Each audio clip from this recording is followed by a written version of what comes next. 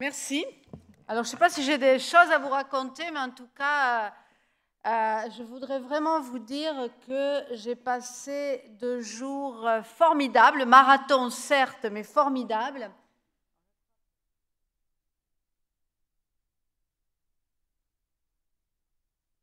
Alors, juste pour résumer, mais évidemment, ça va être du résumé très, très condensé. Je pense que, évidemment, le fait que je reparte avec plus d'espoir que lorsque je suis arrivée n'est pas tout à fait étranger au fait que mon énergie soit restée quand même très haute. J'espère que la vôtre aussi, malgré vraiment des gros efforts d'attention et des journées extrêmement chargées, je le sais, donc je veux vous féliciter pour ça. Mais vous voyez, si j'ai un souhait avant qu'on se sépare, c'est que nous puissions, après ces 2 jours de témoignage, partager cette conviction que bien plus qu'hier et moins que demain, eh bien, les raisons d'espérer sont pas juste une vue de l'esprit ou des vues de l'esprit. Il y a des raisons concrètes, tangibles d'espérer dans tous les domaines. Je vous l'avais un peu annoncé en démarrage. Je crois que ça a été confirmé par tous les intervenants, par tout ce qu'on a pu voir dans tous les domaines, et ce ne sont que quelques exemples. Bien sûr, ces exemples, on va les retrouver sur tous les réseaux sociaux, on va les retrouver, évidemment, là j'ai fait quelques extraits de X, mais on va les retrouver sur LinkedIn, et vous allez retrouver dès demain, dès la semaine prochaine, parce que demain vous avez le droit de vous reposer un petit peu, tout ce qui a été dit pendant ces universités sur notre chaîne YouTube E5T. Donc n'hésitez pas, tout sera découpé, utilisable pour vos équipes, pour partager. N'hésitez pas à utiliser tout ce matériel. Bien sûr, je voulais partager, en tout cas c'est ce que je retiens de ces journées, que l'idée que finalement il y a des solutions, elles doivent être mises en œuvre, on a compris un certain nombre de difficultés, mais on sait aussi tous et on s'est accordé à identifier le fait que les technologies ne suffisent pas et qu'on a vraiment besoin d'autres conditions, et c'est la première fois qu'on le voit de façon aussi claire, dans peut-être une nouvelle façon, des nouveaux yeux pour nous voir par rapport au monde. Et ma foi, on s'est dit qu'on devait continuer à apprendre certainement, à innover, qu'on ne faisait pas, trouvait pas les solutions de demain avec le même état d'esprit que ceux que nous avions lorsque nous avons créé ces problèmes. Et finalement, je suis très contente de voir qu'était mis à l'honneur pour la première fois de façon aussi évidente le fait que les sciences sociales ou le leadership à la française, eh bien, étaient des conditions aussi importantes pour déployer ces technologies, ces solutions, que ce soit dans le dialogue avec l'ensemble des parties prenantes, avec le public, le privé. On a fini avec une magnifique touche d'un partenariat public-privé, et que, au-delà de, bien sûr, maîtriser la science du management, on était tous invités à explorer l'art du leadership, le difficile art du leadership.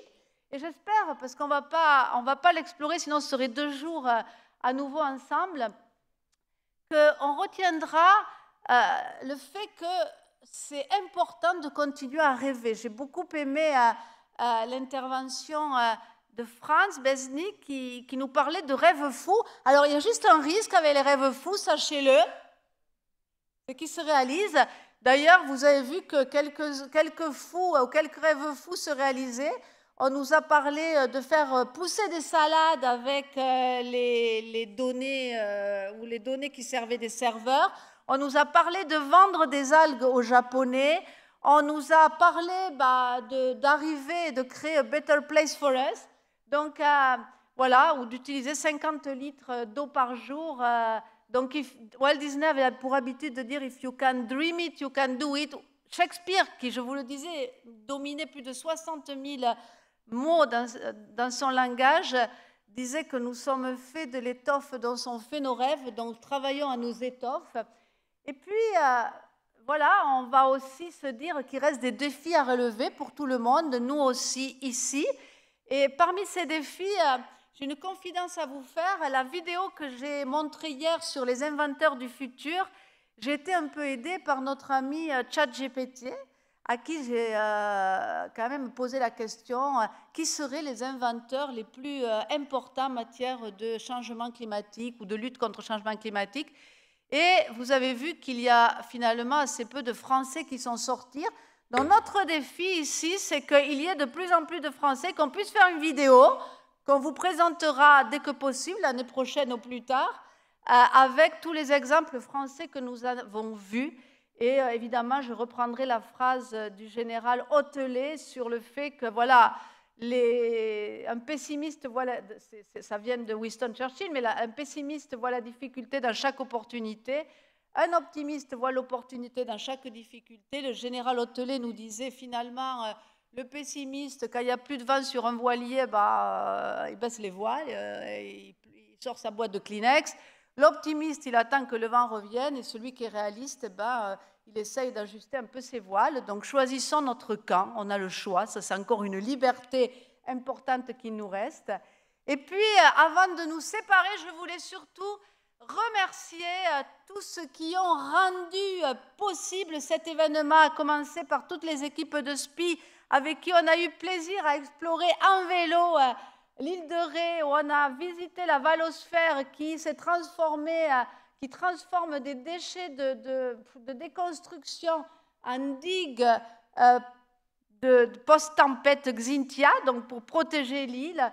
Je voudrais remercier tous nos partenaires, ce sont nos universités, c'est une mise en commun de moyens pour arriver à être ensemble comme on arrive à le faire tous les ans, ils sont de plus en plus nombreux. On a près de 50 partenaires qui nous ont rejoints, qui sont présents, qui amènent leurs idées, qui amènent leurs projets. Un grand merci à eux. Un grand merci à tous les experts que nous avons entendus, qui ont partagé avec enthousiasme en 10 minutes des heures et des heures et des semaines et des mois et des années de travail. Et ils ont rendu tout ça compréhensible pour nous en 10 minutes, en étant extrêmement accessible. Et on a vu qu'ils démontrent que l'impossible devient possible par tout ce qu'ils sont capables de faire. Merci aux participants, parce que je sais qu'il faut vraiment être engagé et avoir envie d'être là comme vous le faites et d'écouter, donc bravo. Merci aussi et bravo à tous les lauréats du livre durable. Vous voyez, parmi les rêves impossibles, on se retrouve à goûter des recettes de lauréats d'un livre qui n'était même pas sorti il y a une semaine. Donc voilà. Merci aussi à Improd, à Planète Sésame qui a fait le repas, à Improd que l'on n'a pas vu, mais qui, pour la 10e, 12e année, nous accompagne avec toujours autant de professionnalisme. Merci à tous ce que j'oublie. Merci, bravo à tous les lauréats que je recite et qui sont un bon échantillon d'exemples de ce que l'on peut faire et que l'on n'imaginait pas.